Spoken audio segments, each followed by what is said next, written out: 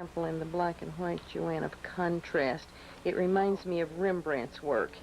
Well, I admire Rembrandt's work. I like his use of light and dark, and I think I follow that a lot. I like the vibrancy of color, but yet it has to be subdued. And talking about color, you can see that there is not much color in this. You think until you get to looking, and then you see all your blues, you see some pinks, you see some browns, your yellows. There's kind of a bright bluish aqua and bright yellow here, but it all goes together. I've used all the primary colors in this. I like to talk a little bit about texture on this too, because this has a lot of texture in it. This has a very smooth bowl back here.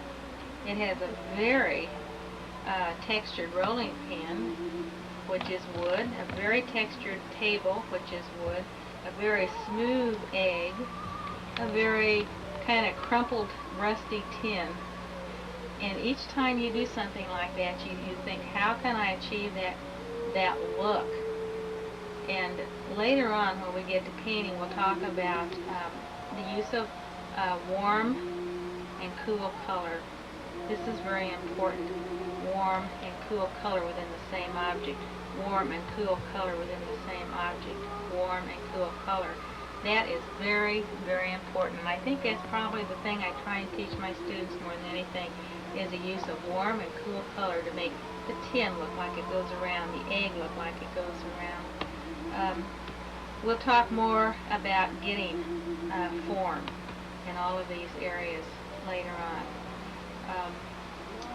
If you look at this, you realize that our primary colors are yellow, red, and blue, but yet you don't see any strong red and yellow, but you see blue.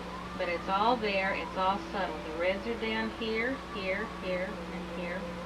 The blues are basically here, and here, and here, and even here. It's all subtle. So my suggestion to you is just to use all your primary colors, but subdue them down a whole lot.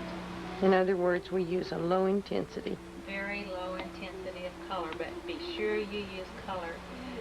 I kind of like to talk about the line of this design too. See how everything is kind of on the horizontal, except for this one upright? This one upright connects all these horizontals in the picture. That's part of your design. I have a little line here, which I doubt seriously if you can see, because I don't really want you to see it a lot, but it even carries your eye in towards the center of the design. Basically, this is a horizontal design, but you have to use connecting uprights in this also. So there's a lot in this picture, and I can't say that I was thinking about everything when I did it, but with practice it comes out. Well, let's go on to another picture. This is one I taught in Alaska one time, and I call this Alaskan Autumn. And what I can see readily here is the use of contrast once again. You can see how in the background sky I used a very dark and came down to a very light. What that does is that kind of draws your eye into the center of that picture. The other thing I can see here is another use of warm and cool color.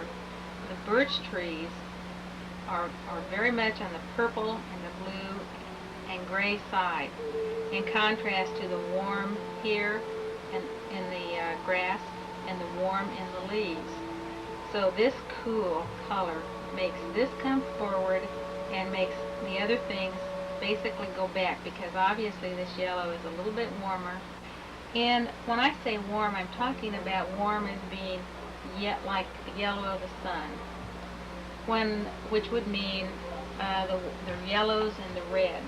When I'm talking about cool colors, I'm talking about the blues of the night and the purple cast. So I have a lot of cool, the purple and the blue here. And here I have a lot of yellow and a little bit of red here. Here I have a lot of yellow-green. So there's a lot of play on this. The design basically is kind of in a C shape, like that. And you can, I don't know if you can see, but the grasses are kind of curled to bring the eye in towards the center. Well, I happen to have another design.